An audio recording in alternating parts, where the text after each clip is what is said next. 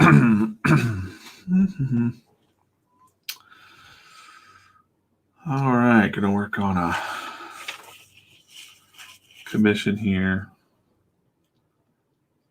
And I've kind of didn't forget about, but it's been on my to-do list for a little while. So it's a Captain America versus punching Putin off, or Vladimir Putin as a Skrull. So I'm just going to go ahead and do a couple thumbnails. I have my reference on my page in front of me. You can't see it. I'm just doing the one camera view here for this one. I thought I'd just go with the whole work of doing it like a commission. So I think I should be able to figure it out in four. I should be able to figure it out in four doodles here. So it'll be, the classic Captain America punching Hitler sort of pose. And then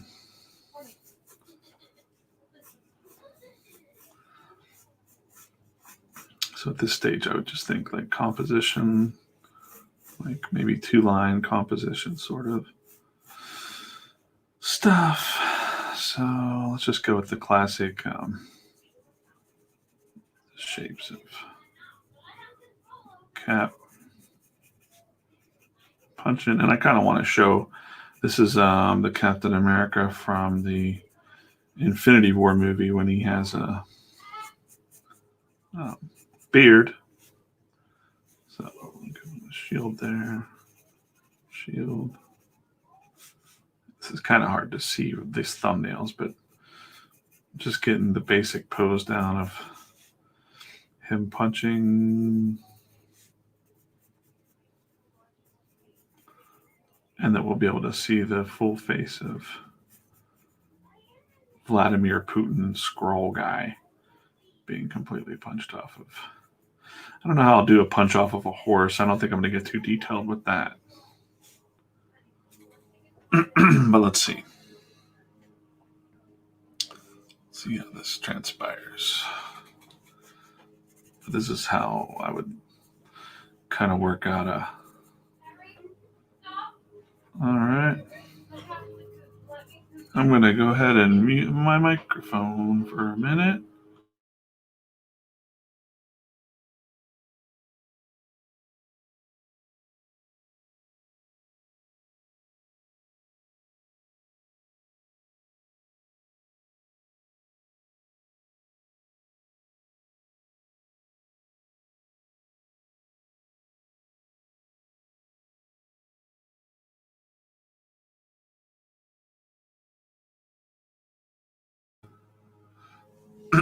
Yeah, so I got the classic. I'm just doing some thumbnails of what will be the 9x12 commission here. Doing like the classic Captain America pose punching Hitler, but this time it'll be Vladimir Putin as a Skrull being punched, and I'm trying to maybe work his horse in there too. So I don't know. I kind of want to have the focus be on Cap more in this commission. So let's see. Not too much background stuff. Let's just go straight down.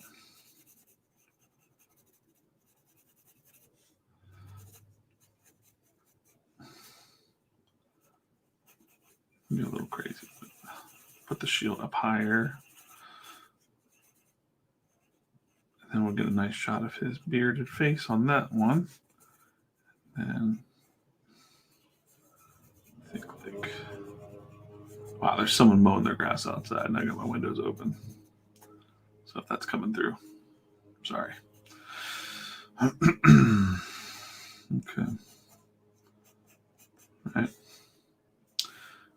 All right. So nice if you had like more. Trying to figure out if he'll be off. So that's just a close-up of this shot of the classic punching a Hitler. Let's try to kind of throw a horse in there somehow. That's nice. I don't know. That's tricky. I didn't really want to get in and drawing a horse, but this classic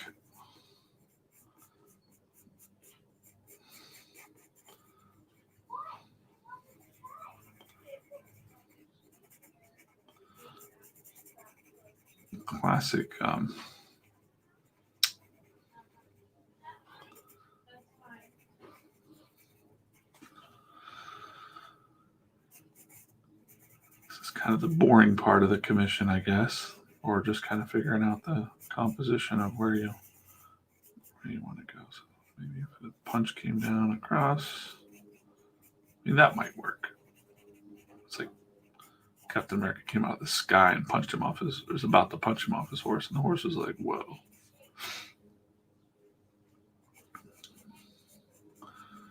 It also might be fun to draw the actual horse, like reared up. I don't know.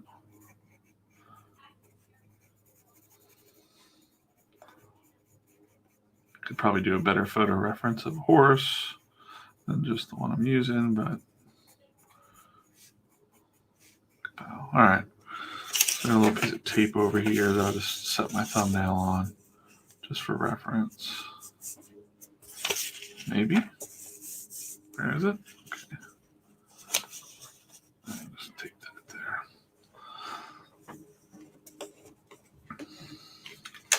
This thing to focus. This camera wants to autofocus all the time. So now I'll just start kind of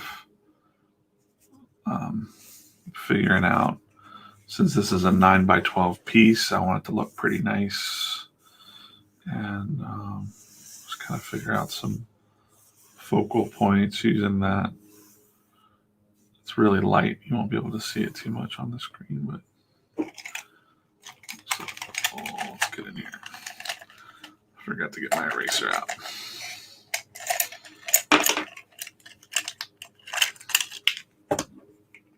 I've just stuffed all of my go-to art tools in my Make More Comics mug here. So I got tons of pens and junk right there.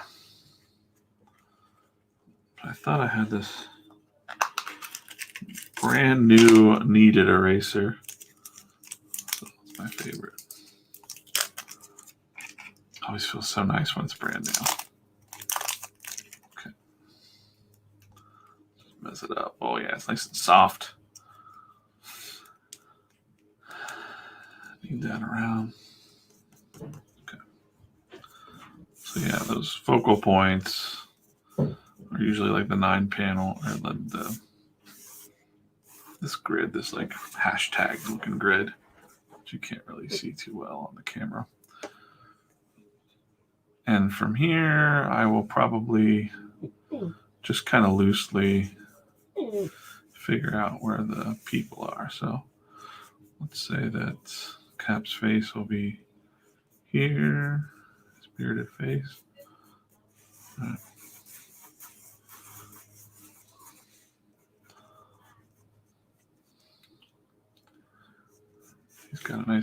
He's already followed through with his punch. So we'll do the classic. Okay.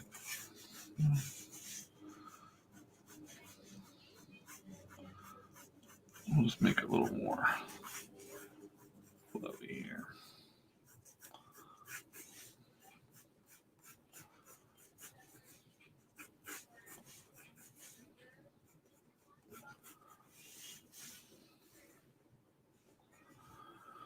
Mm-hmm.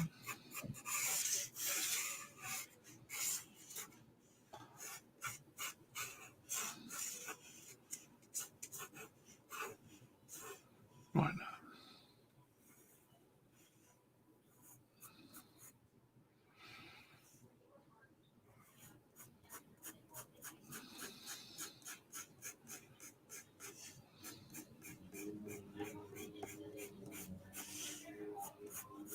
It's the first time I've really drawn on Bristol, or not digital, for a while, so maybe a little rusty. So we'll have a shield there, his face over here, and it's Chris Evans' Captain America with the beard from the movie. So we'll do his likeness in a little bit. That's really all I need for that part.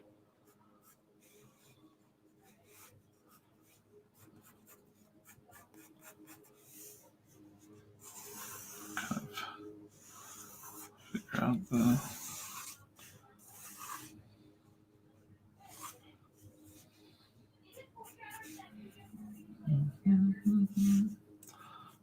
also, I'll do all the details later, of course, on the outfit, but I wanted to make sure that I wasn't copping out and hiding the outfit. So this guy that ordered this is doing a series of Captain America punching different bad guys. So he picked Vladimir Putin for me to draw. I told him I'd draw whatever. It's fine.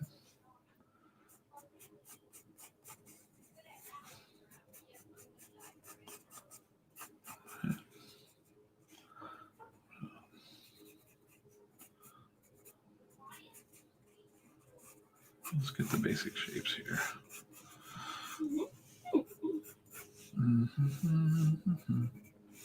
Just assume he's got a belt.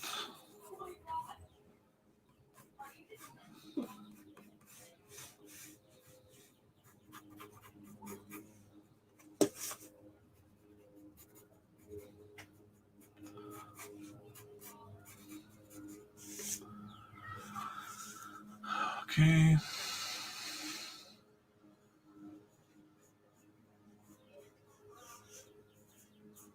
Just tighten that up where the shield will be, right?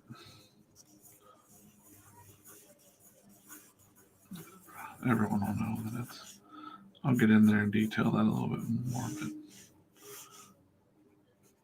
All right. Okay. This looks a little stiff. Still, a little more action to the power lines on this.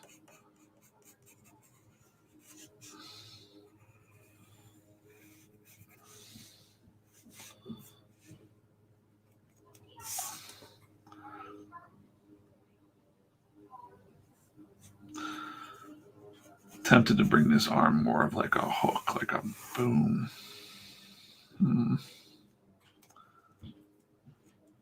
This is kind of the classic look, though, the straight down arm, like the punch kind of went pow, like a haymaker. All right, so we'll leave it like the classic cap pose. Punching Hitler. Get in there.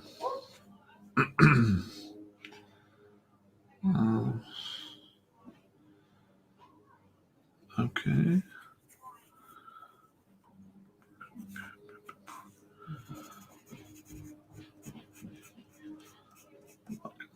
Head a little bit more. Okay.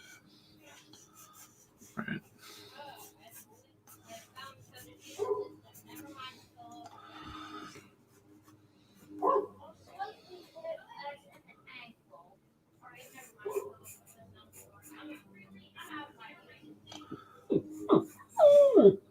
All the sounds of my neighborhood. Some grass mowing or dogs whimpering out in the yard. And I don't like that. This is going to be more of a. It's not a straight on shield. Right? The shield has like an arc to it, right?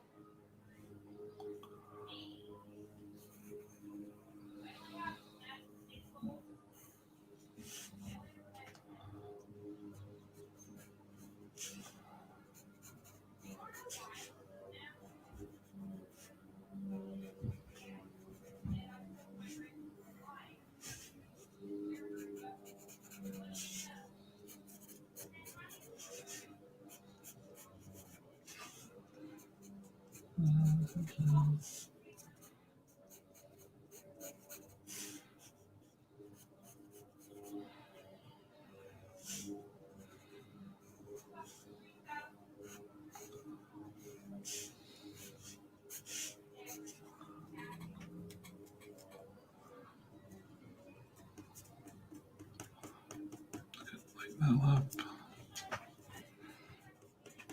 Again, since I'm gonna be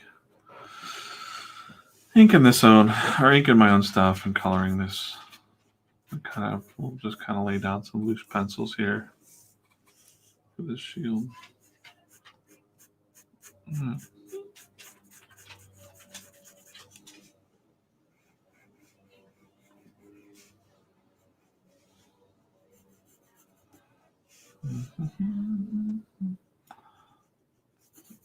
Good.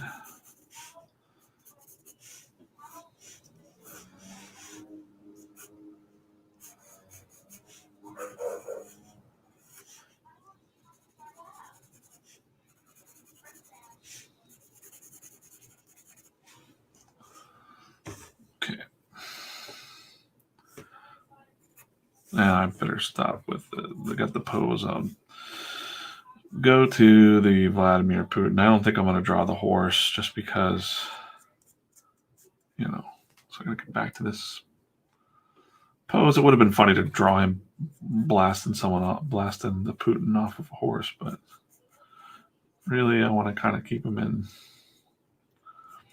The trick with this one is that Putin is actually a scrawl, so he wants shirtless Putin changing into a scrawl, as he's being punched. So I got some reference for Vladimir Putin on my screen.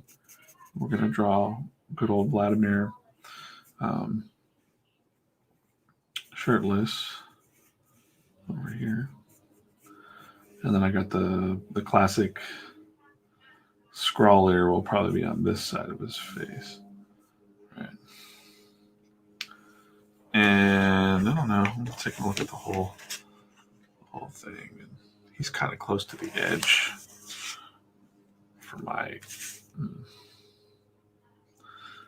for a commission. I think he should be a little bit more in. So my composition's a little off on this one. We're going to just draw his head below.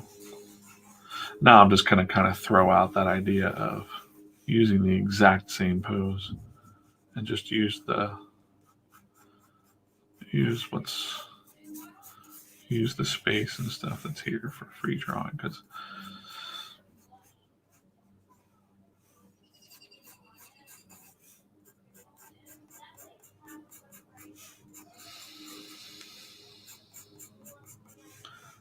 if you've ever seen the picture of Vladimir Putin with his shirt off, he's like, trying to be fit, but I thought it'd be funny to have his oh man boobs, kind of sort of fit, but not like old man fit.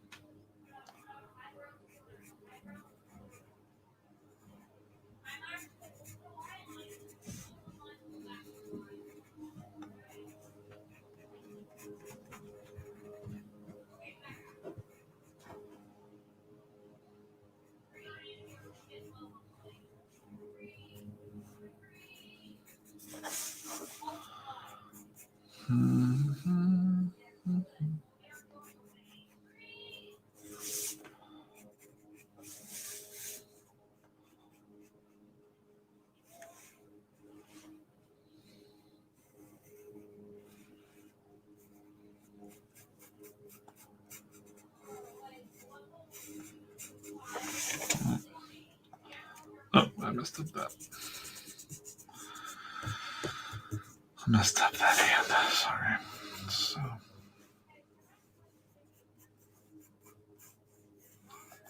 All right.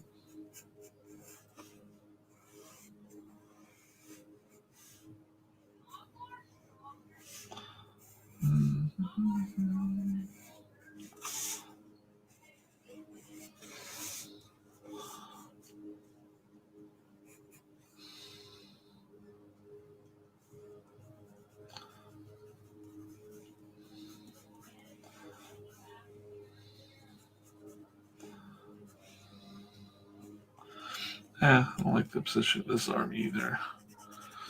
So the blast from his punch is going to come right through here. Right. Make it a classic boom.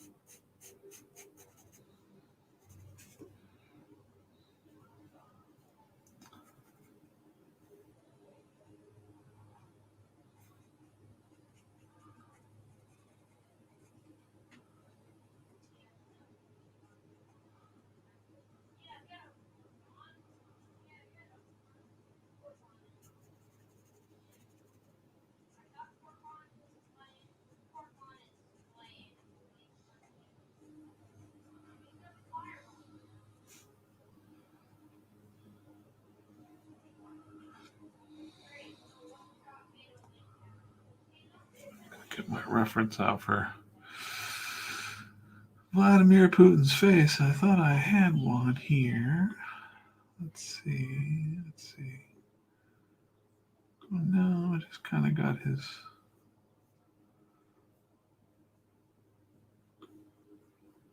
That's fine enough.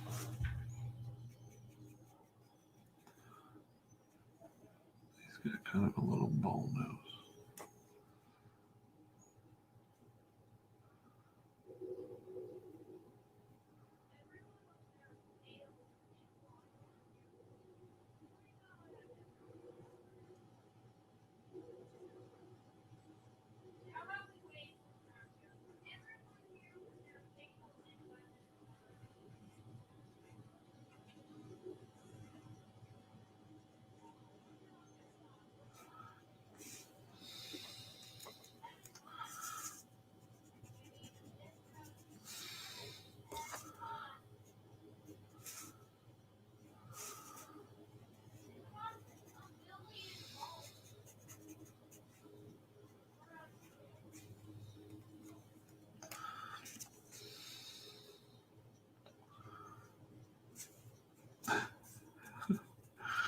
Oh, I just see that on the reference, he's wearing a little gold cross chain, but his little man boobs are kind of like sad. Kind of like.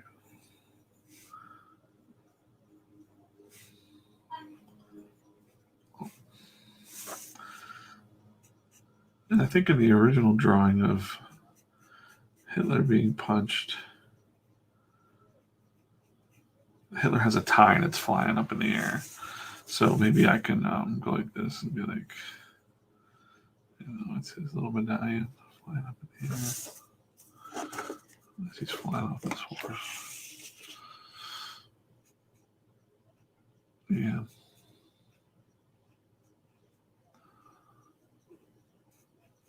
Okay.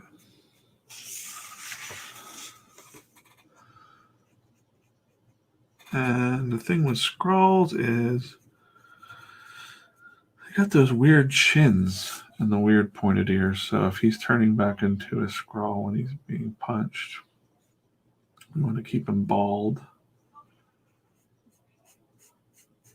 because he's Vladimir Putin. Right.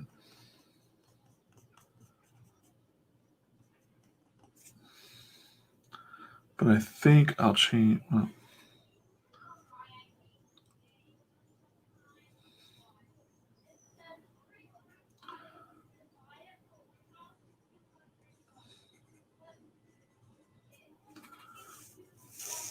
I think I'll change the.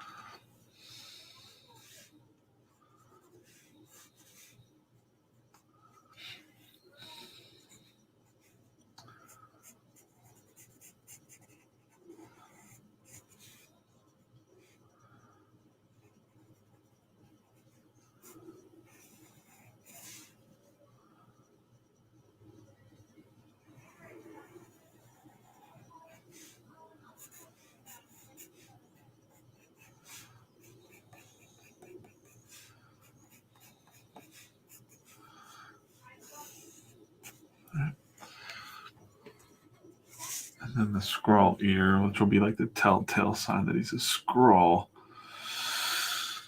will be on this side of his head.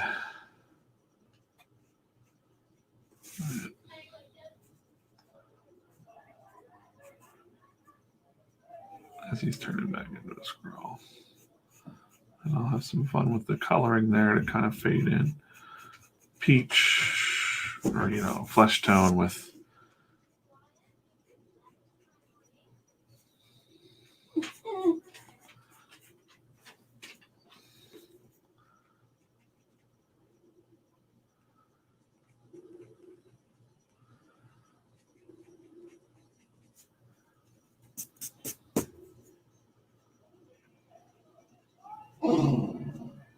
oh my dog wants out of this room.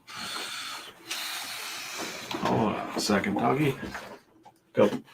Get out of here. Go on. Okay. Hold this up to the camera a little bit. So he'll be Vladimir Putin turning into a scroll. A little zoomed out, but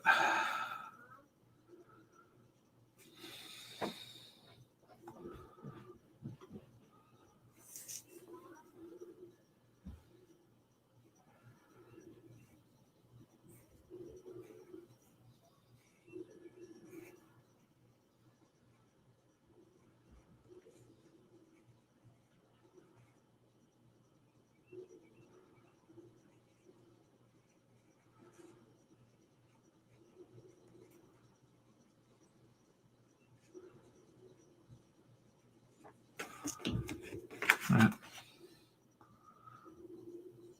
Scrolls have those weird chins. So like as he's being punched, half of his face will be turning into, a scroll. So he's half Putin, half scroll, right? I think this side, I'll change the eye up a little bit. So it's like,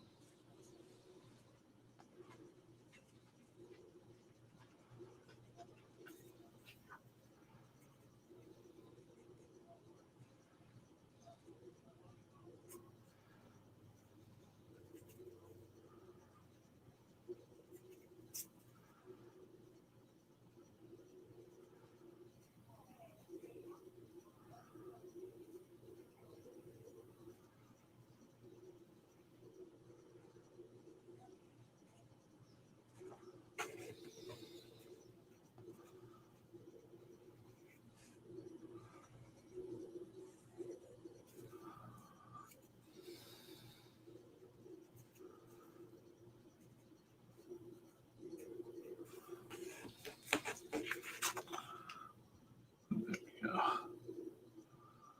So half his face is turning into scroll. You got the weird like man, not really that fit man boobies. Vladimir Putin. He also doesn't have shoulders. He's kind of like these. I don't know. This is not really that important, but his shoulders just kind of flow right into his arm, more or less. He doesn't really have any kind of definition there. He's not as fit as that.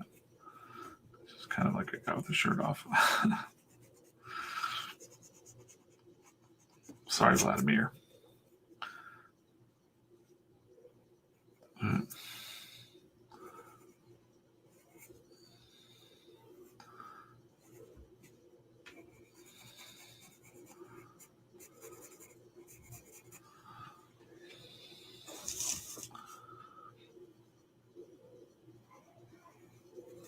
He does have a watch on that picture, so I don't know why, but we're gonna just throw a watch on his hand, just for, reference continuity's sake.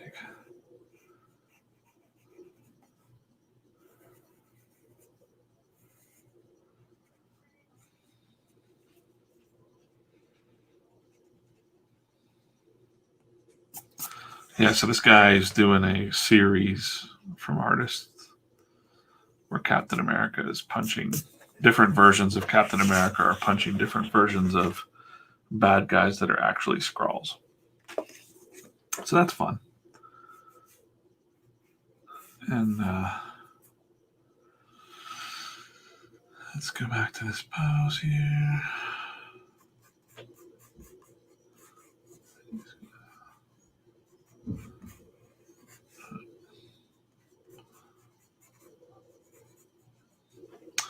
I don't know what kind of boots he's wearing. He's got like weird parachute pants on. All right, he's got some military boots on. That's fine. That'll be fun.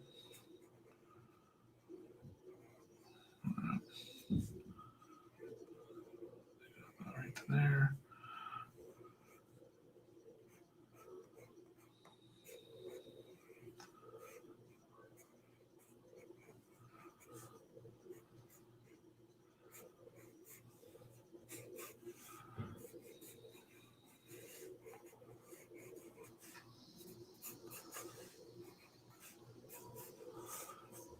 And then, I don't know, it looks like he has like cargo pants on.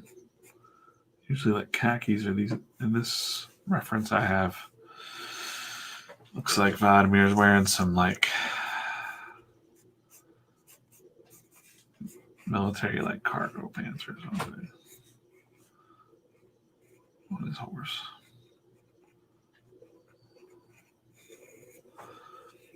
Tan boots. Darker pants. Tan boots. So probably get away with blocking most of that out. And of course you got the Captain America fist. So maybe even like part of his arm is like turning into Skrull. I don't know what that would look like. Probably like reptilian, just green skin, but just put some sketching in here to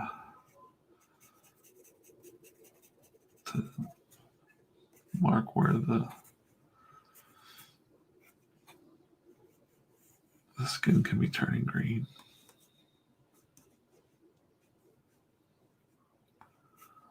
Right on. Maybe even like his hand is, I don't know, man. I'm thinking Skrulls have like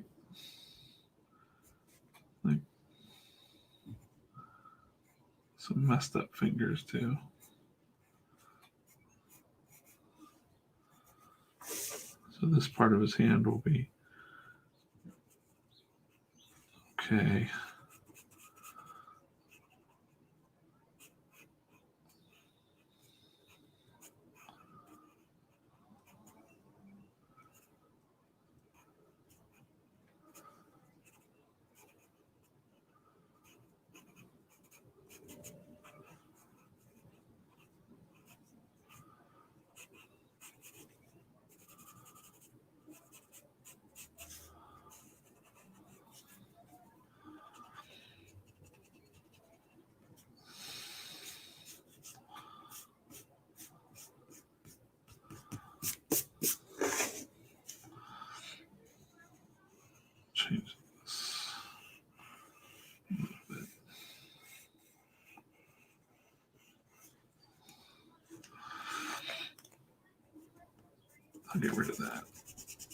thing in the middle there.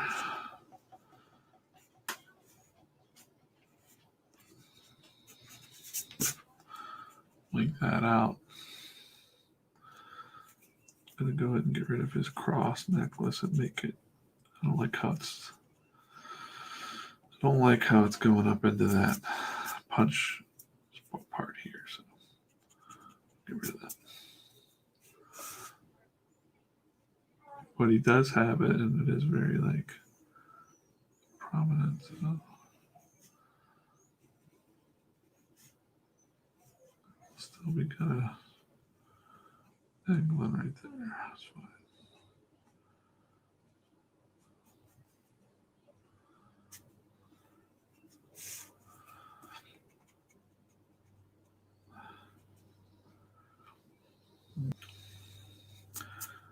He doesn't have a six-pack. He's got like a sad pack. Oh.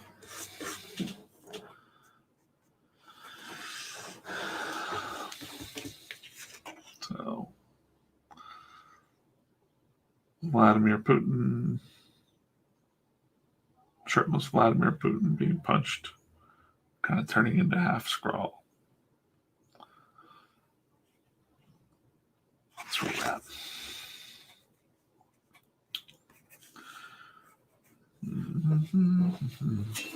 Let's see here.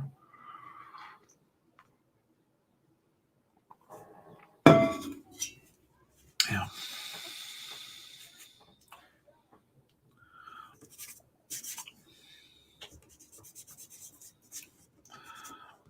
Let's just clean up a little bit of these lines.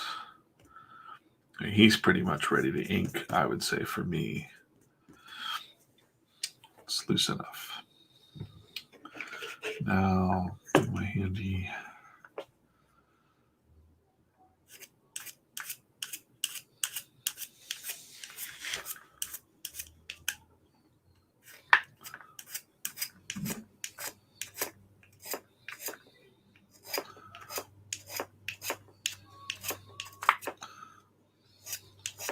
Nice and sharp.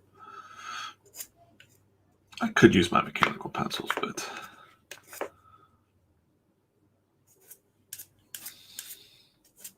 there's something satisfying about hand sharpening this.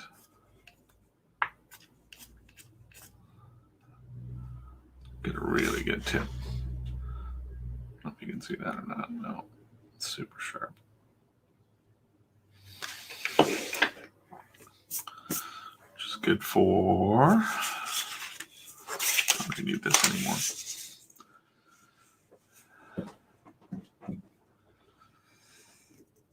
Good for getting in a little bit of details, because now that I know who this is and I don't need this reference anymore on my other screen. Not really for the scrolls either. That's good enough. We'll get right to some Captain America. Bearded cat. There he is. Right on. Okay. All right.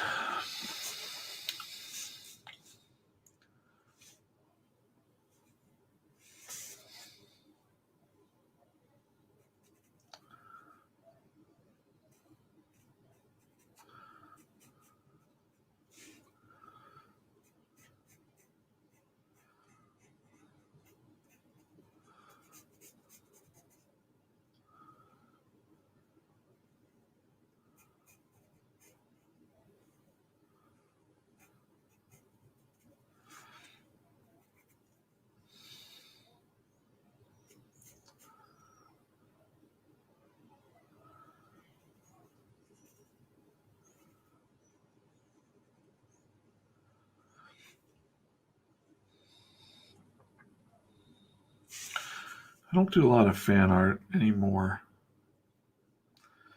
And I rarely do commissions at all. And when I was doing conventions, I kind of fell into doing it because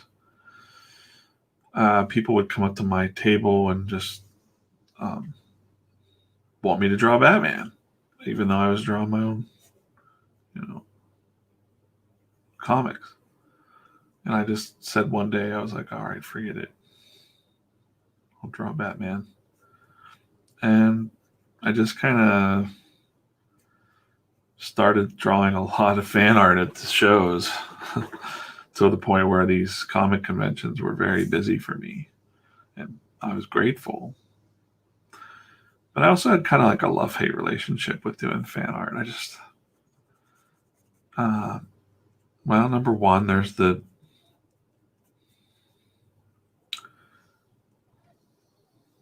aspect of, is it legal to be drawing other people's characters? And I didn't really like that.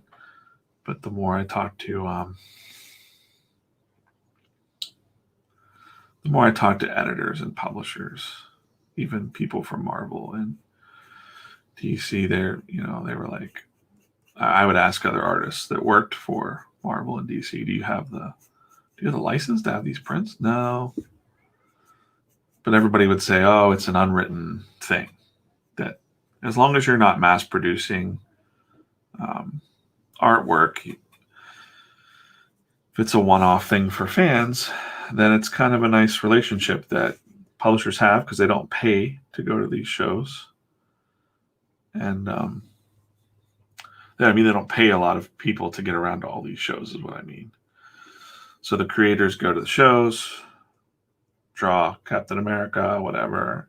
And so Marvel, as long as you're not drawing anything that's totally bad or whatever, then they're getting some representation at these small shows without whatever. And other artists would tell me, oh, well,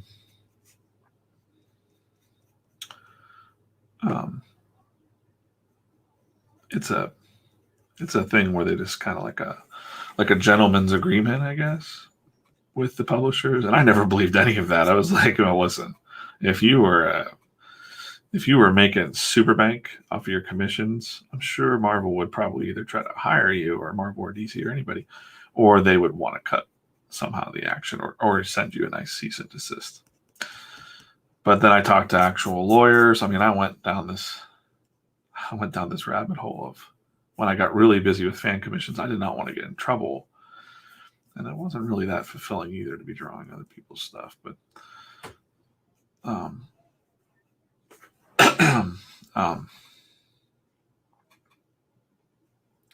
anyways, I wanted to kind of just go down the rabbit hole of, is this legal, or is this proper to do? And how did I feel about it? And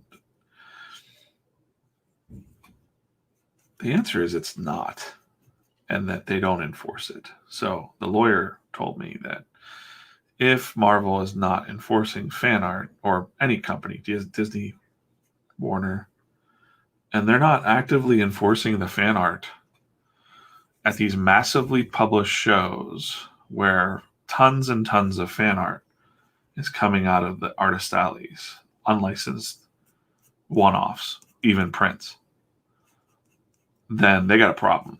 Because now, like I said, you can get a cease and desist, and you're not going to be able to afford to fight Marvel. But if you could, you might have a case there.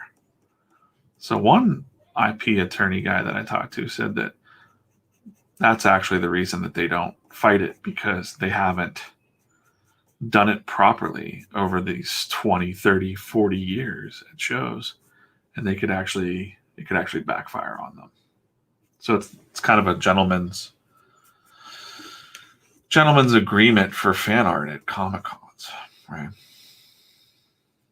And so I guess it's just up to you to be. You take the risk, I guess, when you do fan art. Now, you can't draw and put stuff on Etsy. People do, and it does get flagged and taken down occasionally. But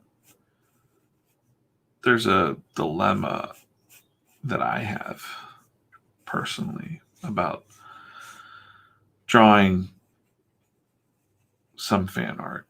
And I did it for a long time and made some money doing it, and it was fine. But then I just stopped. it was a lot of work, and it was not very fulfilling to me. But then, I mean, I would hear from, I'll hold this up so you can see a little bit better. So now I'm drawing the bearded, burly Captain America from Infinity War. I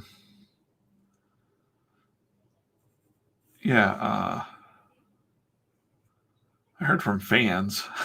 So I got a pretty nice small following, enough to make the shows really profitable for me. And I would hear from the fans, and they'd be like, "Hey, are you coming to the show? Are you doing these?" I'm like, "No, I'm not doing that." "Hey, I really like the way you draw things." So it was like they just kind of wanted to see your style of this character. And it was really that they were a fan of you or your art. And it can be a nice gateway to your own comics, I guess. In my case, it's a little different, but and then I just boiled down to the experience of the Comic-Con. So fans come in and they might not be able to afford a Jim Lee. Jim Lee's not even there, at Steel City Con or something like that. But they're not going to be able to afford the big names, right? So I kept my prices pretty low too. And before I knew it, I was just busy all the damn time at these shows. And some of the other artists in the Artist Alley that had way better artwork than me, no doubt, way better artists. I felt like they were kind of like maybe pissed or mesmerized. They invested a lot of time and money in their setups, and I just show up and I'm like, "Yep, $25 headshot, full color, done in an hour." In and out, and a kid could walk away and feel like they had a guy draw Captain America for them, and and that feels good. Now, I would never say like, "Oh, I worked on these things" or anything like that. As a matter of fact, I would tell people like, I don't do anything for these companies, just so you know.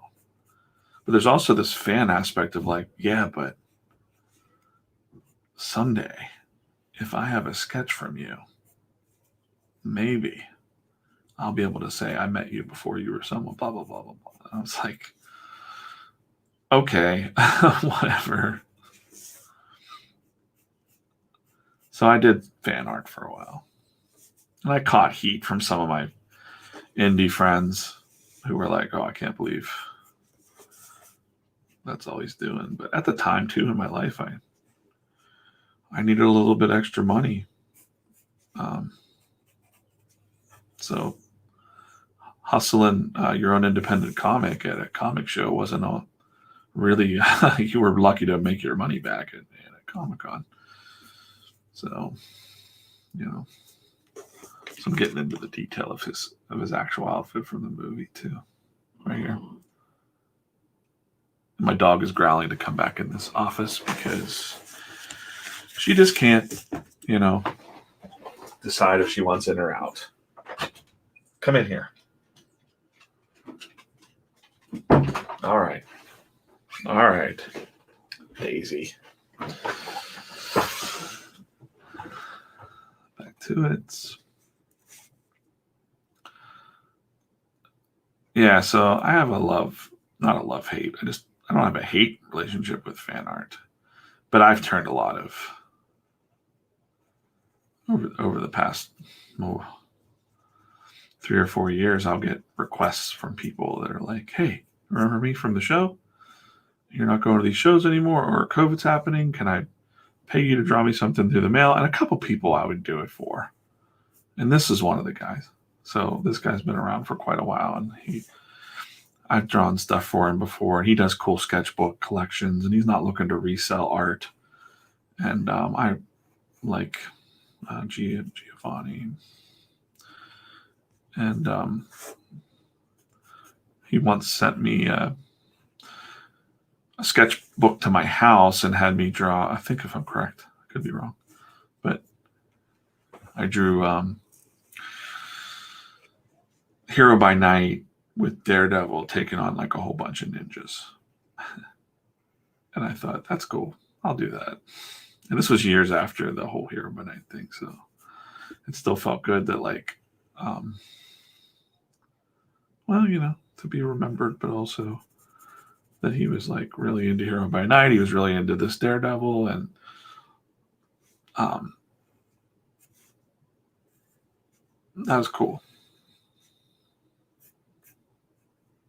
That was fun to draw.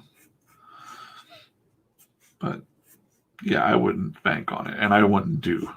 I did some prints, but only because, again, I felt pressure from fans, like people. Well, do you have any prints? No, I'm just drawing one-off sketches. And then I just kind of, the demand for prints was so high, and I never understood it. So I did a couple prints, and some of them sold decently. But again, I kept the prices so low, $10 a print or something like that. It shows. And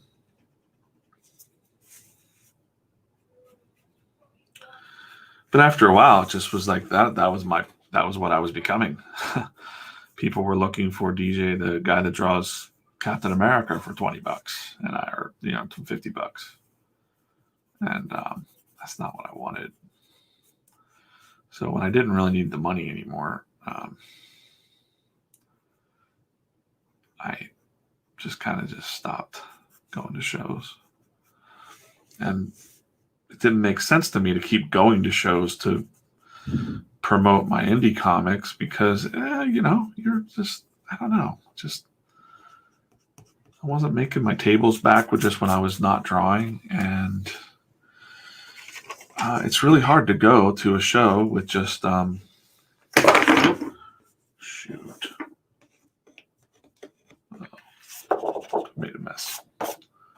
1 second. Gotta clean this up. Huh. That's some live stream spilling your pencil shavings all over yourself. All right. Man. All right. This thing is like super heavy, so it's like a block of brass with a razor blade on it. You don't want to drop that. I forgot to empty it out. But yeah, I did so well at those small shows that, I still get invites to a lot of them to come for free. And now with COVID and stuff, I don't think I'm comfortable going, and I'm not drawing live anymore, because then I couldn't really, I messed that up too. Try to get in here and get where's oh man. Shit. Okay. Where's my pencil sharpener? A regular one. All right. Oh.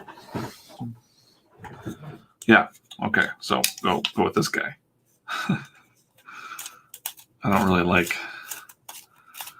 Yeah, no, it's fine. This is my standard. It's gonna give me a good enough tip.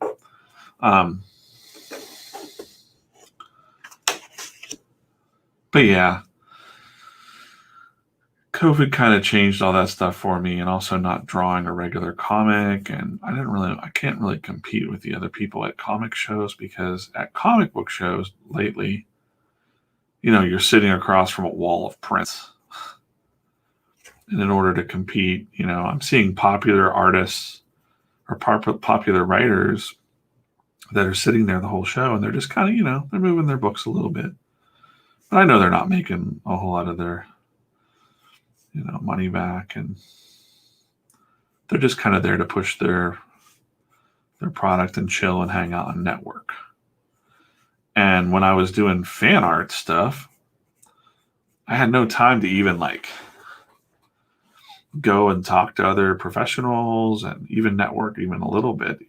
Not that I even needed to. I would be like, oh, hello, person I know. I can't talk right now because I got 5 million 5 million fan requests to do. So good problem to have, but it just kind of sucked. And then by the end of the day, I'd be so tired that there wasn't even any kind of, after hours um, bar stuff or dinner. It was mostly tired and either drive home or go get something to eat real quick and then take the rest of the work back to the room so that I could get the commissions done for the next day for people to pick up. So those conventions for me were work. They were work. They weren't fun. They were like another job. I do miss it a little bit. I miss going to the conventions, but I think if I go back now, it'll mostly be for talking to friends and supporting their work and seeing what's going on, maybe talking to some publisher friends and stuff like that. But I don't need any of that. I don't need a publisher, and I don't need I don't really need a whole lot of anything from a convention. And the people that are there aren't there to really to buy, or the conventions that I know, they're not really there to seek out independent comics, it seems. So, I don't know. Maybe if I have a different book or something out in the future, I'd want to just go and meet and hang out with fans. That was fun.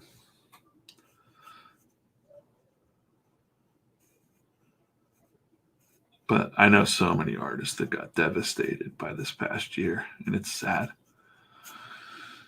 It's a bummer. It's a bummer because like people were on the circuit doing those Comic Cons, and it's tough. I'm glad I don't have to rely on it, but I also feel for the people that lost a big chunk of their income. And I would tell them to do this. If you were drawing at shows and, why not do a live stream of yourself here and offer commissions online? So I still get them to this day from the old shows I did. If you've built up your fan base enough, you'll get the requests to keep some things moving in because the fans still want stuff, And you can also do a live stream and maybe offer it to them. And usually, whenever I'm drawing at a show, the more you're drawing at a show, the more people are watching you, the more people are asking for you to draw them something, and then it just kind of keeps going and going and going. I have another picture of full Captain America outfit here. Open with preview app. Okay, cool. All right. Okay.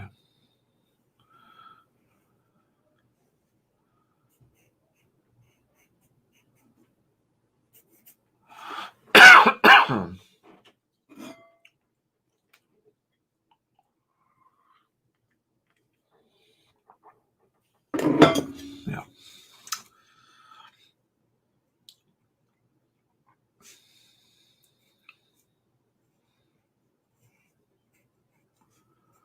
But yeah, there's way better artists than me that could pull off a live stream fan art or commissions and do really well for themselves if they would just apply to do it,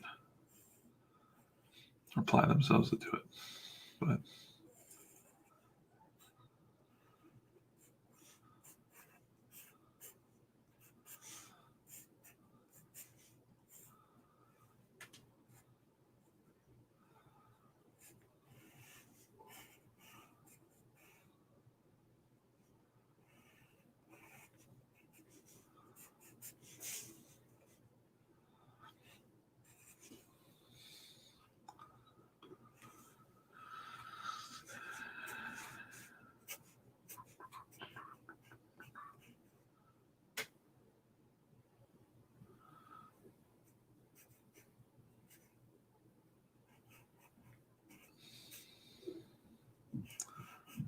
kind of like a glove, like a leather glove on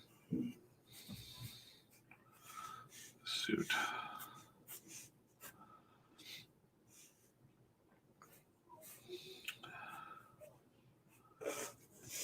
And then he's got these cool boots too.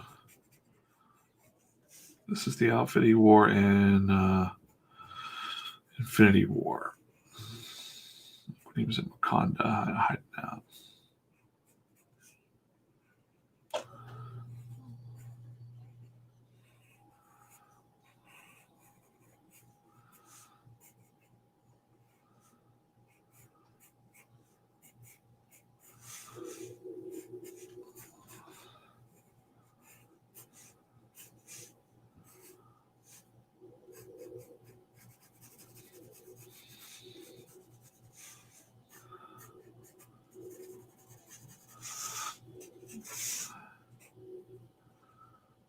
Just noticed that his it's a nice little touch. The knee pads are shaped like shields, like the old-fashioned shield. It's a nice little.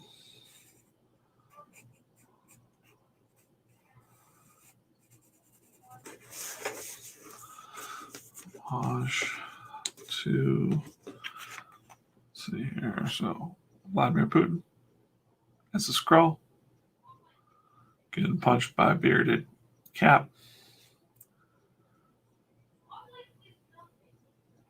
Whack.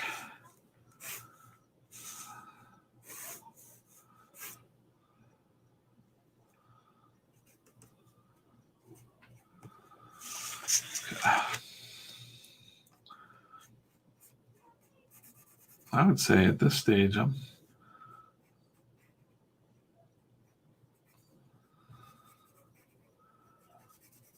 nearly ready to ink this guy.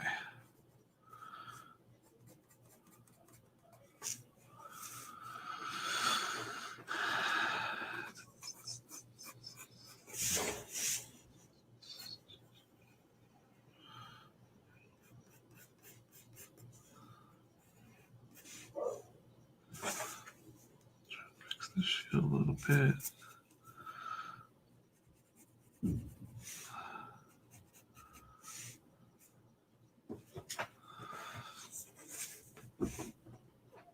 Right on. Looks pretty good. All right.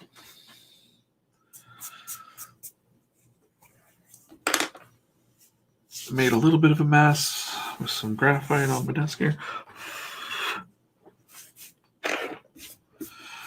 The joys of actual penciling and whatnot. Okay. All right, let's see what we're going to ink with. I'm probably going to go with my Pentel brush pen. I haven't opened it in a while, so let's make sure it's good.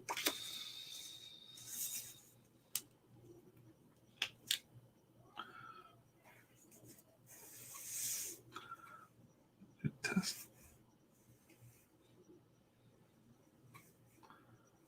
It's pretty good. Let me make sure that there's ink in it. I have to do a new.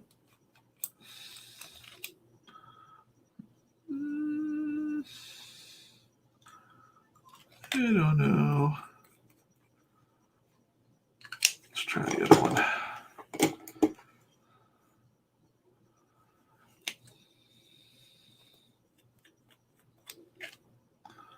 All right, this one's got ink in it.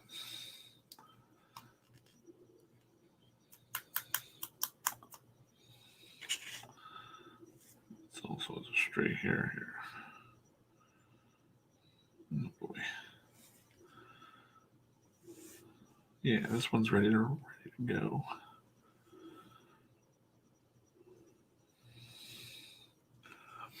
That's going to be the way to go for the main lines. And then let's see what else I'm going to use. Maybe a multi-liner. And it's about out of ink. No good. No bueno.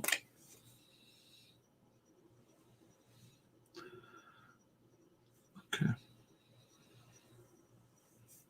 Maybe. Just kind of decided what to ink with here. Probably going to go with brush. My hand feels pretty good today. Next thing I could do, I use this on my sketch covers a lot, is this little Pigma Sensei. Oh, that's, yeah, you know. I still get a pretty good line with that. Yeah. All right. Let's try the brush and then we'll get to the other stuff. I don't know what I have in this box here. Cool. Let's just do the pencil brush pen here. And we'll go from left to right. And I think I'll probably use like a paper towel to just make sure that I'm not smudging those pencils. And if we have any accidents along the way.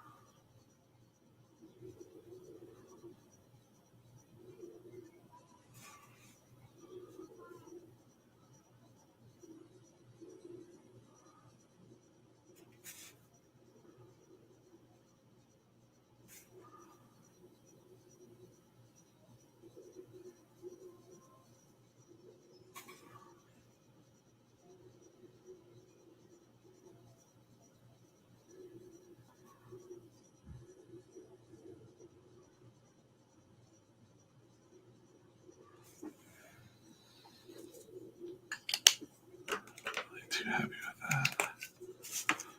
Switch to this guy. Oh yeah, this will give me a lot more control of what I want to do.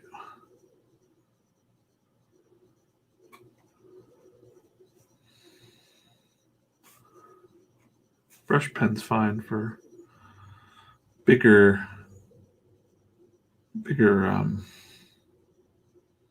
bust shots and stuff. But since this one's got a lot of little details on it, I'm more comfortable coming in here with a Pigma Sensei.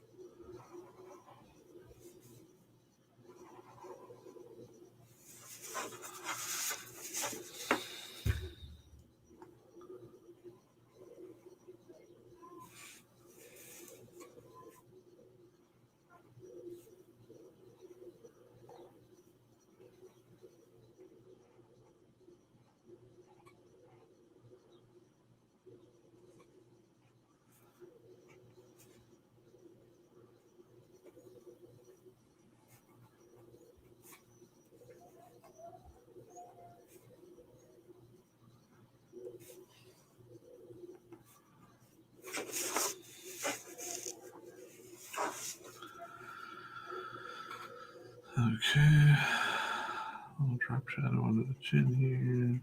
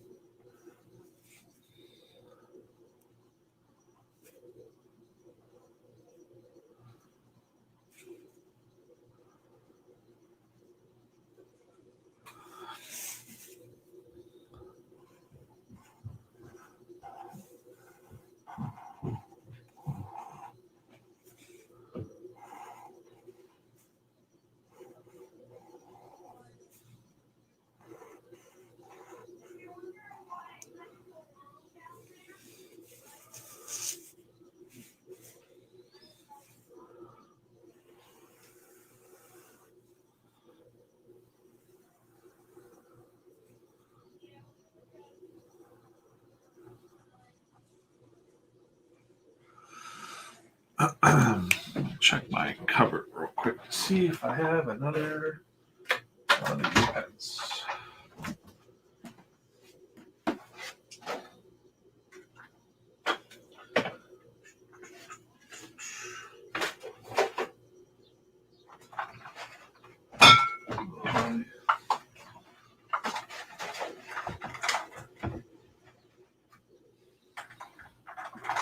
I believe I do.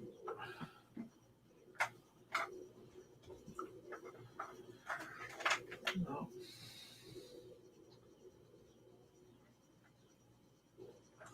Oh, wait. Okay. Got a little bit of ink running out there.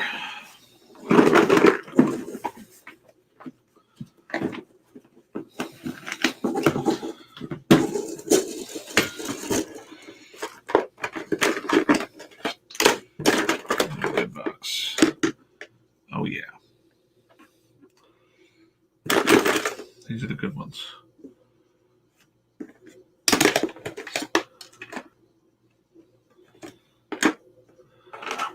That one's about dead.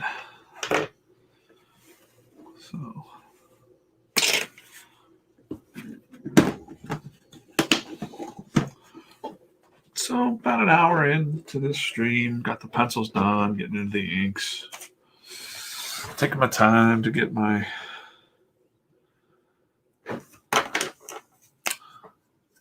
this one will be better.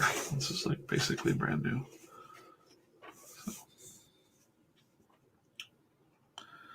Oh yeah, so much better. I haven't done a lot of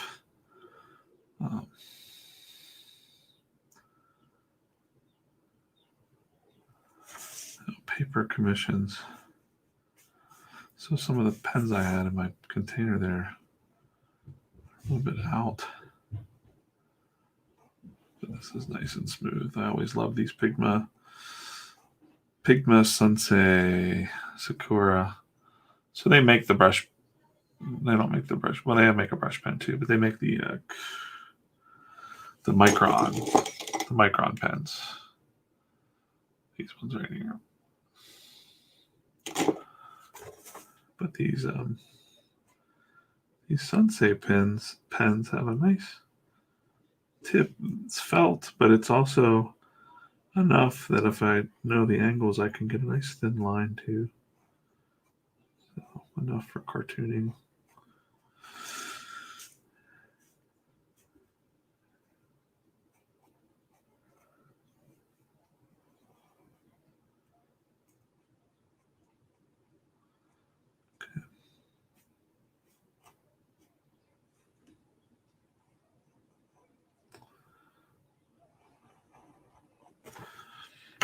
I believe the 10 I brought out will be good for filling in some.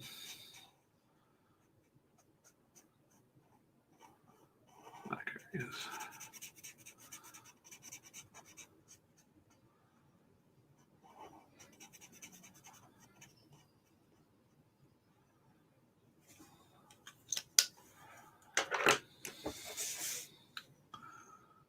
Go back up here. Yeah, that's so much better.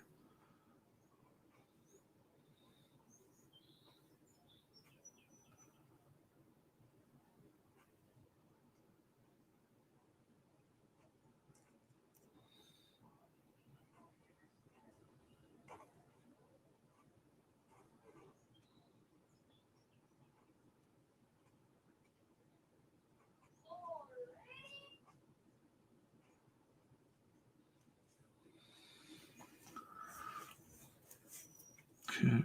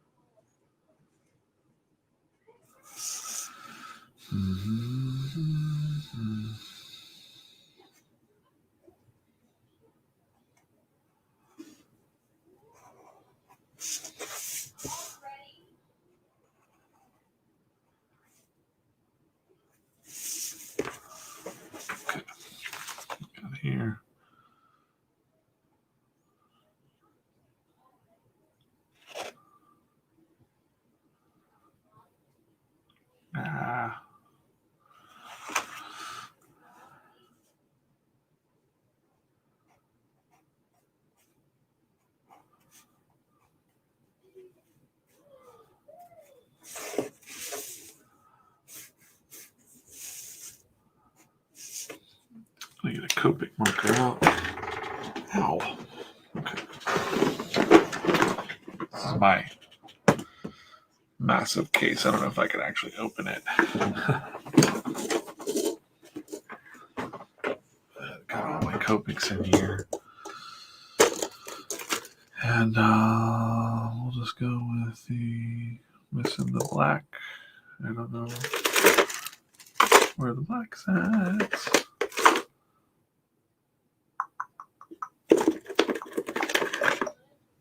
No. This is fun times, just digging through my old convention stuff. We got an electric eraser there. Thought it would be cool, but it's not. It's kind of a pain in the butt. Where is my regular old black Copic pen? It is missing. It is missing. Huh. Somebody has stolen it. It goes right there. All right. Well, maybe we can use the special black. This one. Interesting. I'm missing the black Copic marker. One more look. One more look.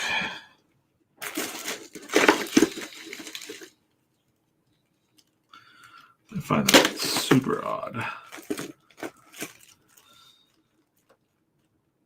There's like literally nobody here to take a Copic marker from my case.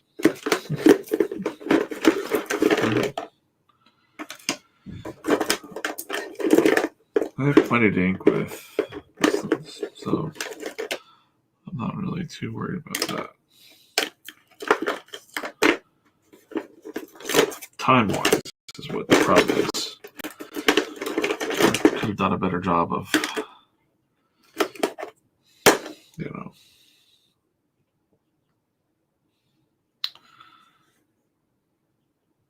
All right.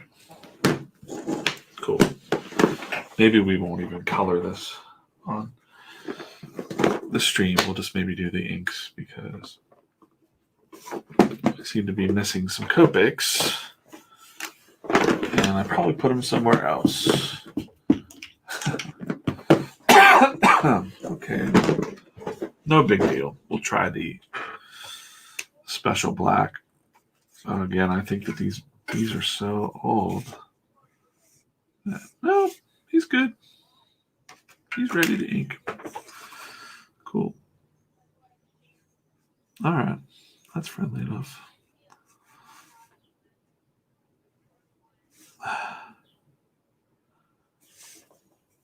The whole point of what I was trying to do there is when you're inking, you want to, it's nice to have a brush, and I could just go straight up brush too. I might do that. But the brush pen was being a little finicky.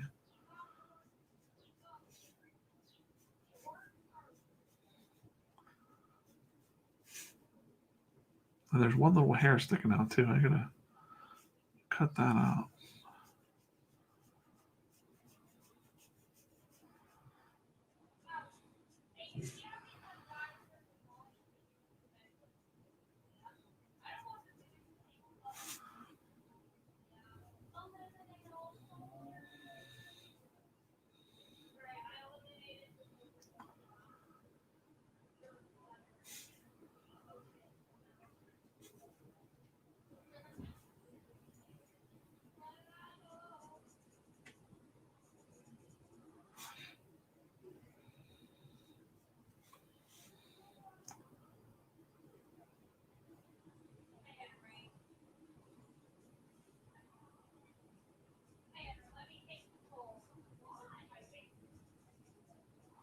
Yeah, brush can really speed up your work a bit if you have a lot of black areas, and if you're confident, your arm is your hand's nice and loose in your arm. So I'm kind of warmed up enough now that I've got the feel back to kind of do this boot too. Brush is so versatile. I'm just not, if you're not used to using it all the time, then it's not good to jump back and forth. But for a while there, I was just busting out brush pen stuff left and right. But when I'm working on faces that are really small, sometimes I don't want to do that if I'm sensing there's a bleed in the brush because it might take away something. So I like to use my Pigma senseis on the faces. But for the boots and stuff, it's fun to noodle around and put a little lace there.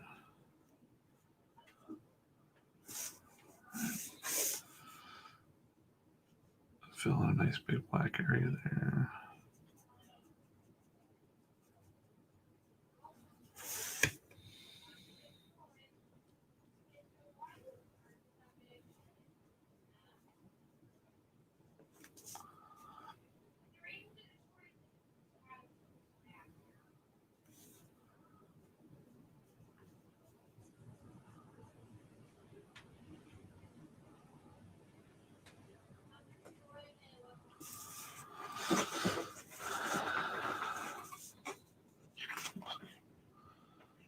Dealing with it.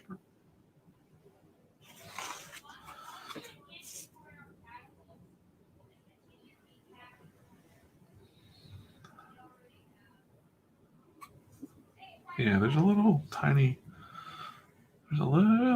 hair. See if it'll the camera will focus in on this. Maybe not. Anyways, there's a little tiny hair sticking off of this, or it's one bristle that's off this brush pen that's just messing it up just enough.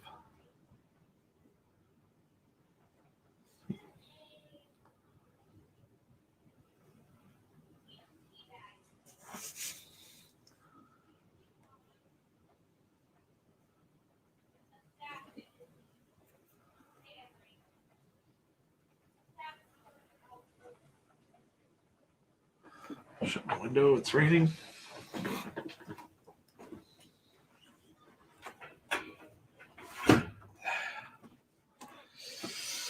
Okay.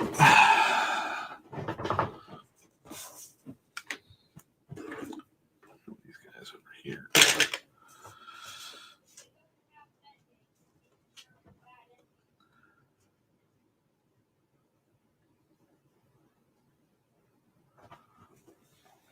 Also, I don't think I set my... Okay.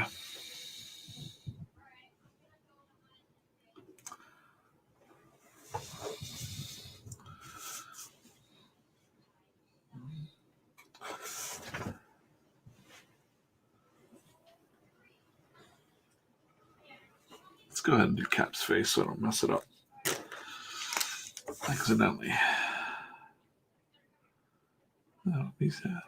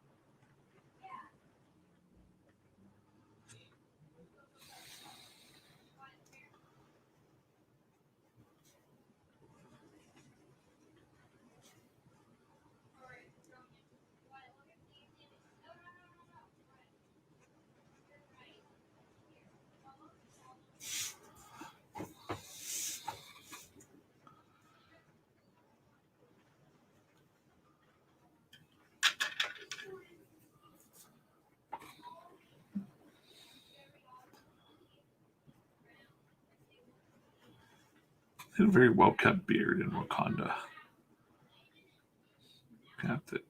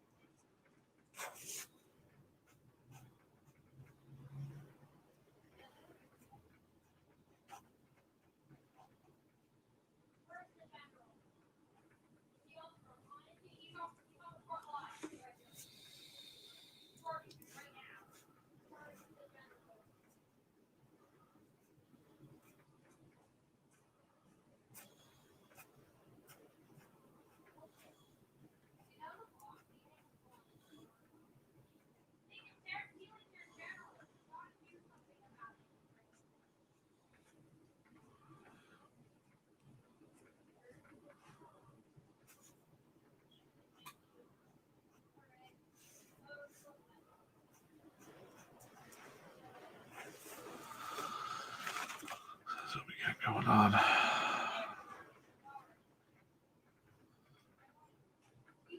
Bearded Cap from Infinity War punching Vladimir Putin that's turning into a scroll.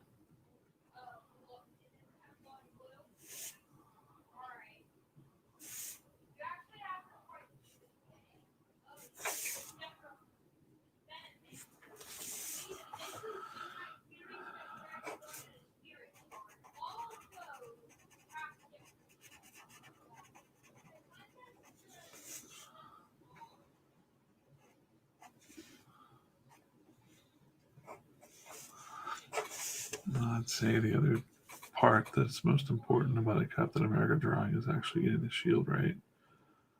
So I don't want to mess this up.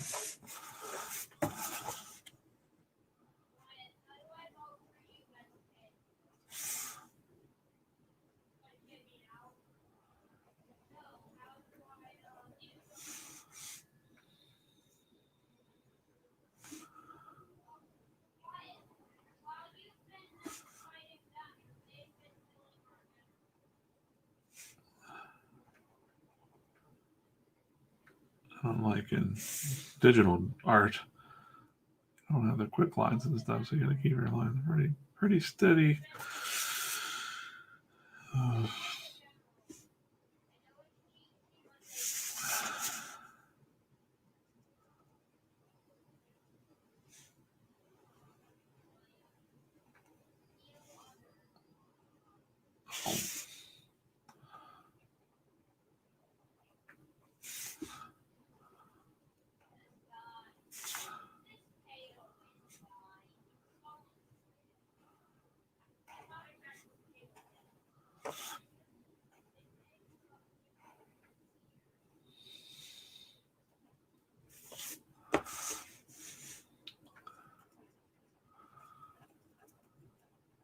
mistake there, but there are no mistakes on a metallic shield because you can just get in there and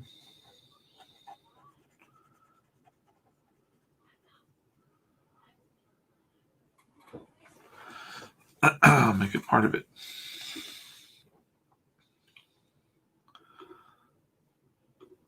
Especially since this part will be blue. No one will really notice.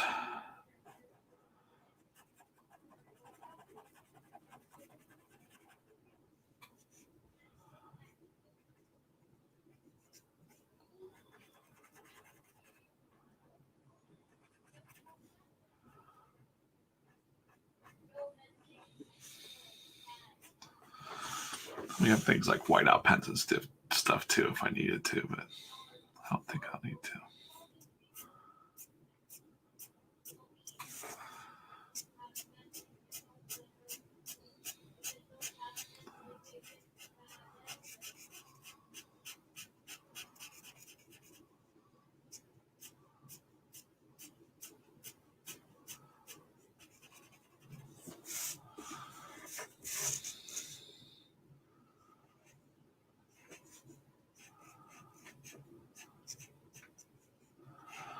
I once had a guy approach me at an after party. He ran a comic show, and I was doing really good. I was drawing a lot of fan art and stuff at his show, and he remembers me from comic books.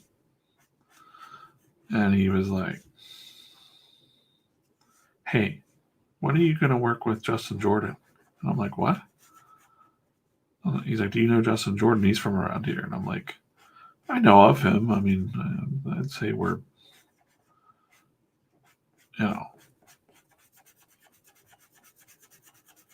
acquaintances. I'm not best friends or anything like that, but I've known his name around the comic book scene here."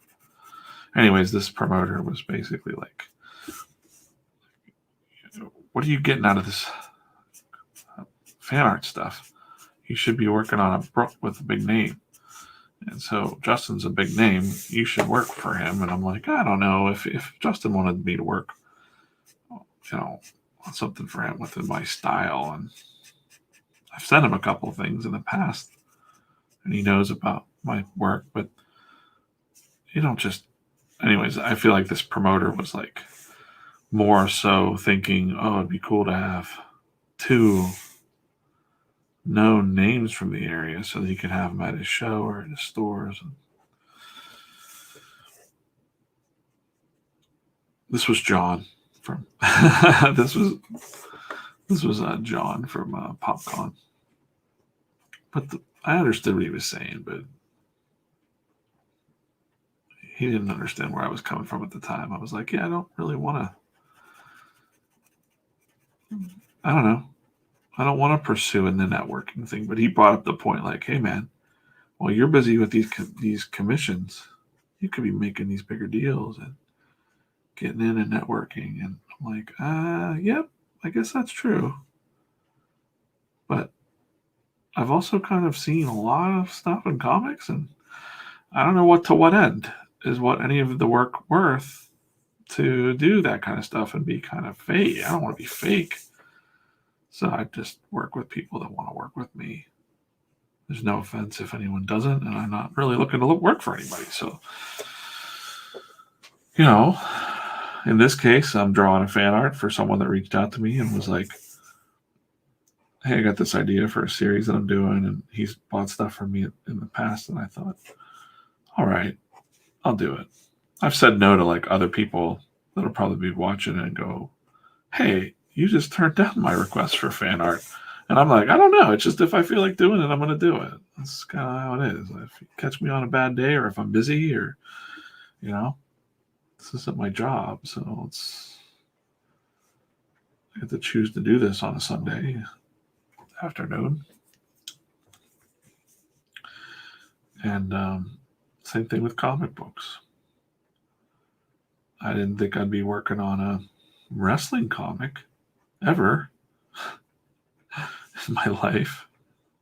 It's just not something I ever thought I'd do. But Dirk Manning reached out to me and said, hey, I'm doing this thing. I can't tell you much about it, but I want to offer you the first chapter because I really wanted to work with you all these years. And I felt similarly. I was like, you know what? I thought I always wanted to work with you too. And I just never reached out. And it felt good to okay, cool. Yeah. And I'm aware that there's risks on these projects that you might not make any money with.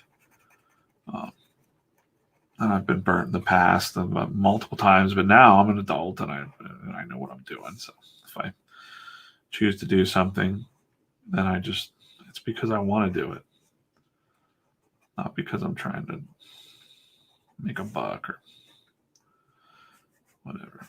So I want to work with you and you want to work with me. And that's why I choose to do things a little differently. But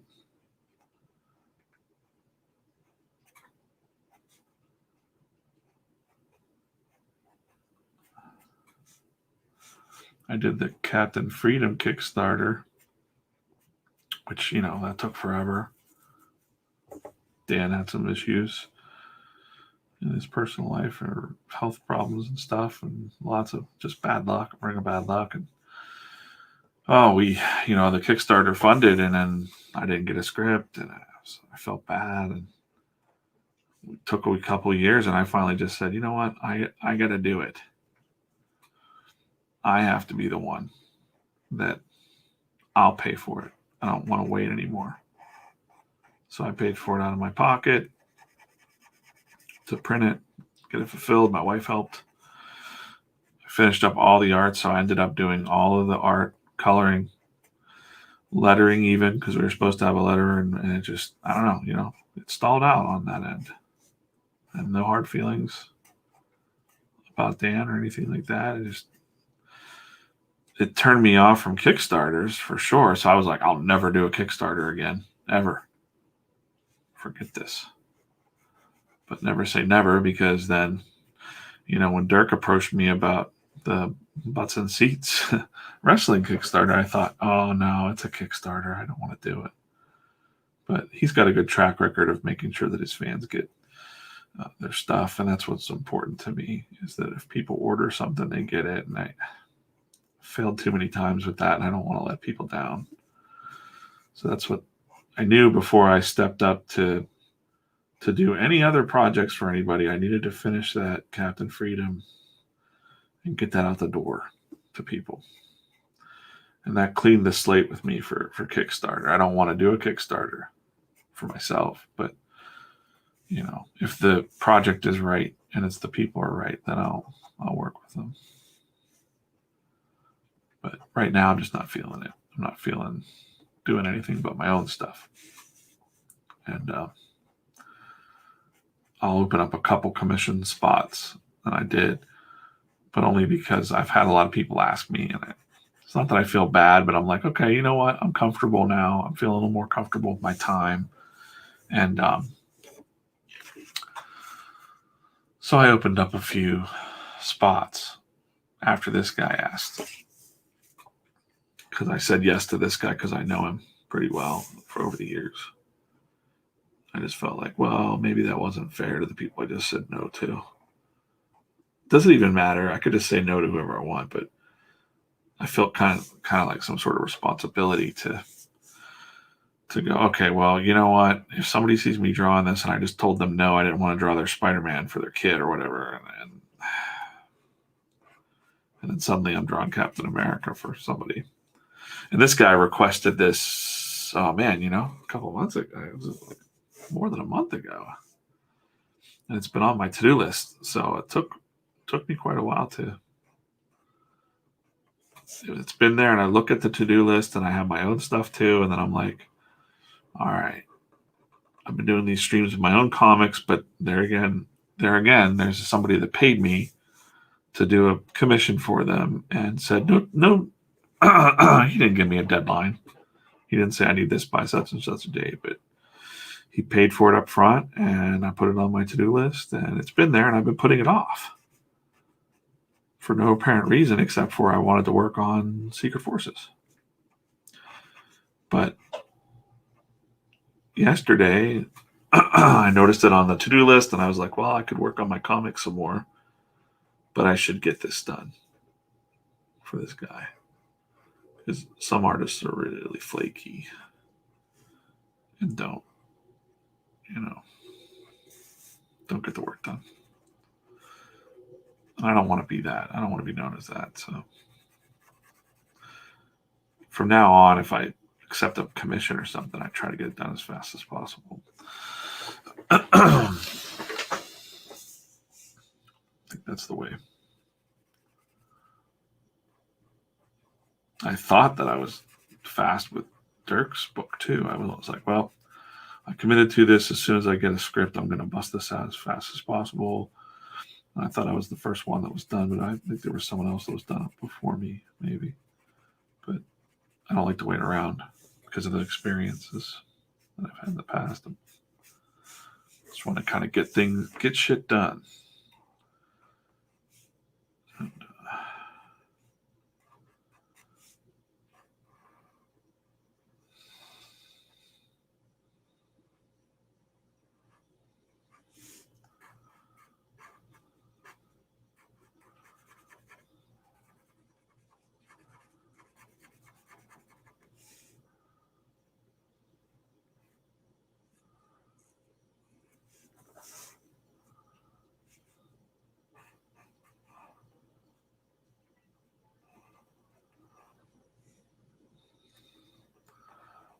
an hour and a half, hour and 46 minutes. Penciling this out, inking it. That's a pretty good timeline, I think. I haven't drawn anything. I haven't drawn anything on Bristol or pencil or covers or anything like that in quite a while. So not too shabby, not too bad. All right. Again, it's Vladimir Scroll Putin being punched by Civil War? No, Infinity War Captain America. The rugged cap.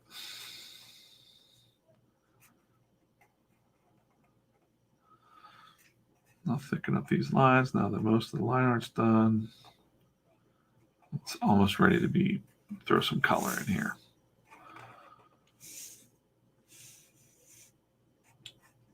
I really, really, really wanted to draw him punching Vladimir Putin off of the horse. But it's just for a commission piece and something this guy's going to frame and put up in a little studio or something, or in his little portfolio book that he has. That's too much. Too much noodling. And the pose would be weird too, so I feel like this is pretty decent. All right. Most of that will be color. I just kind of want to block this out in black too.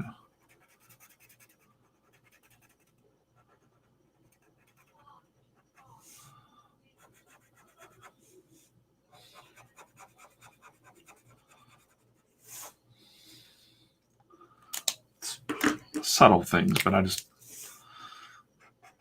now that I've been drawing in black and white for so long, I like to have more. No, that's dead. Get out of here. More and more black.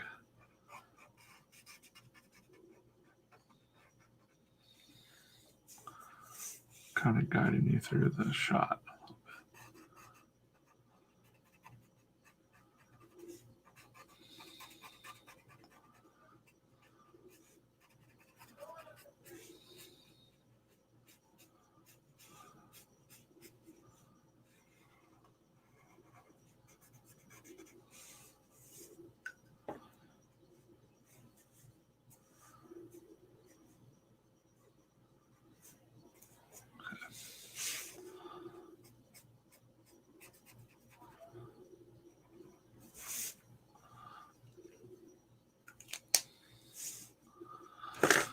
Okay.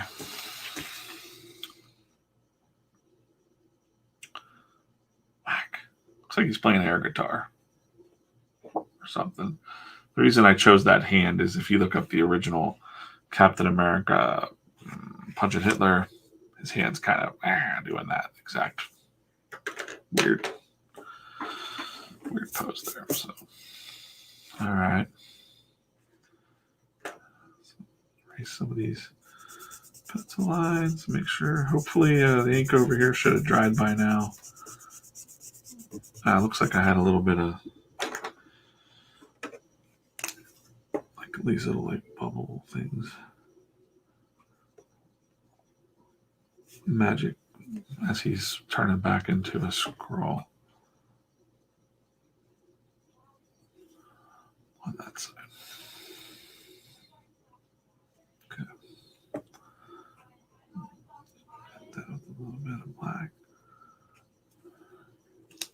Not sure if this light on this side is too bright. Let's see. Set this up a little bit different. Maybe? All right. Yeah. Okay.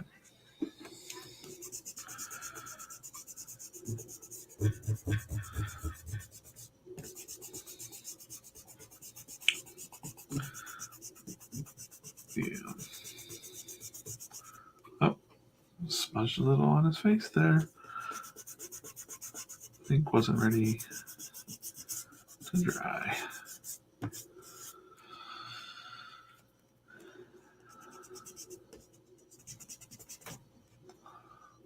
Gotta give it a little bit of. Most of it's just, you're getting rid of some of the excess lines here. And some of the graphite I spilled everywhere comes right up with that.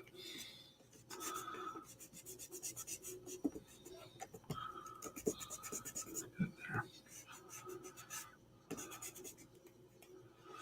Clean it up a little more too once I'm done with some of the colors here.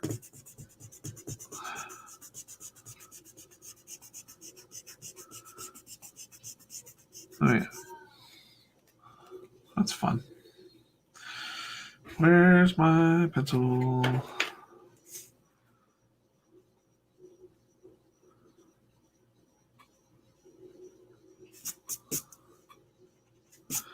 Not too worried about that. I got a little white that I can add in there. Right on. All right, we're gonna switch to color mode here.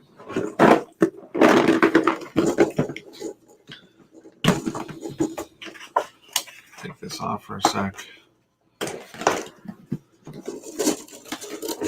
Pick my Copics.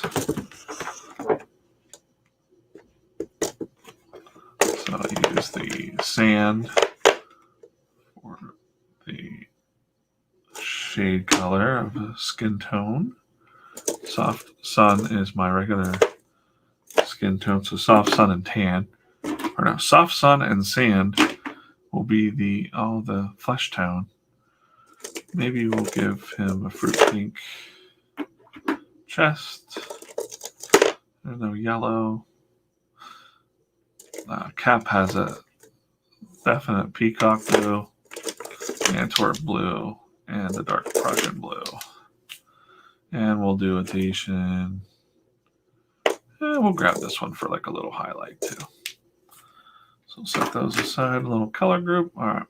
What else we got? Red. So we'll do the cadmium red and tender pink. Tender pink. And what else do we got on this guy? Lots of blues and lots of straps and things. So I don't know where my Prismacolors are, but I would probably do a Prismacolor highlights and things. But we'll get the Copics out of the way and they'll look pretty decent. And then I could finish up with the Prismacolors later.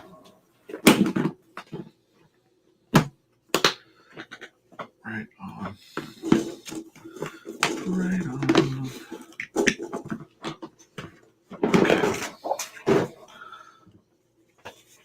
I got a little piece of double-sided tape that's kind of, I take the stickiness off just enough to keep that from sliding off there.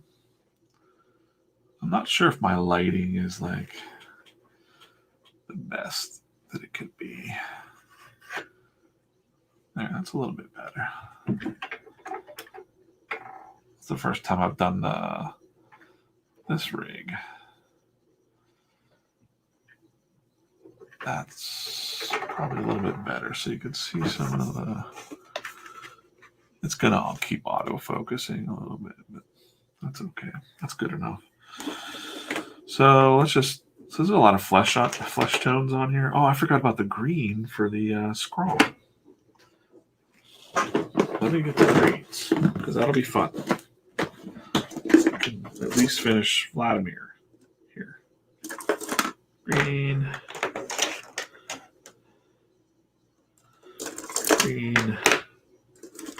Green,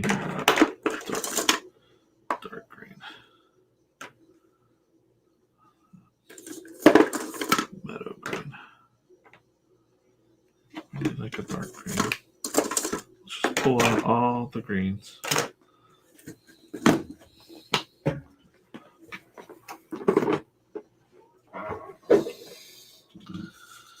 Okay.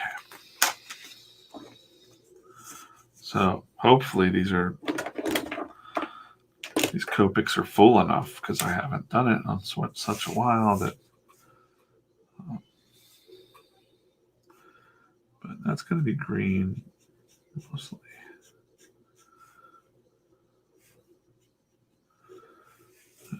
Look on his face.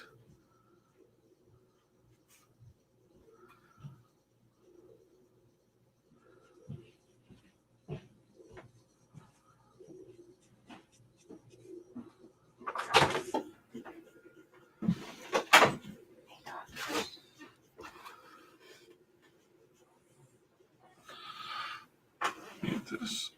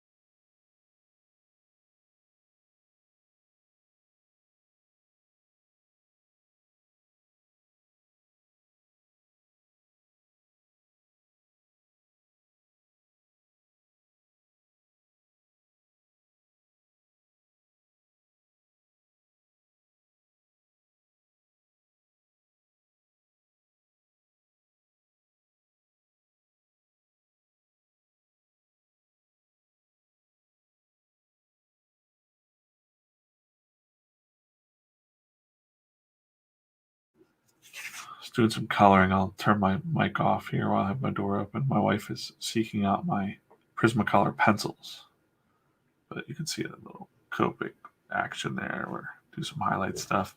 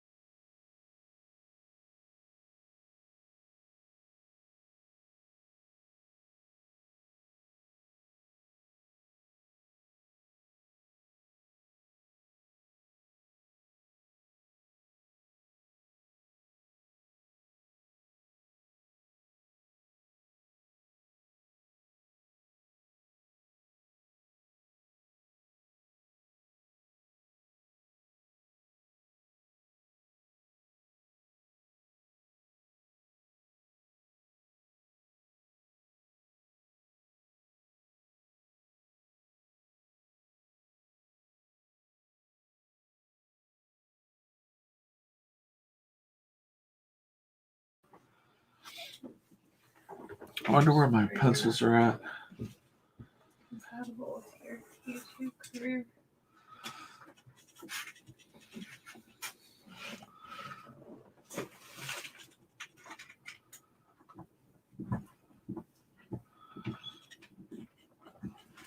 Uh,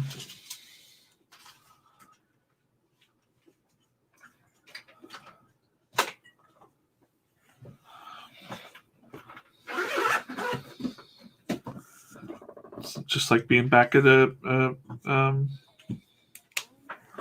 convention table now. Oh, Well, sort of. This has been about 2 hours. I'm in coloring mode now. I wasn't prepared to color because I didn't have all my,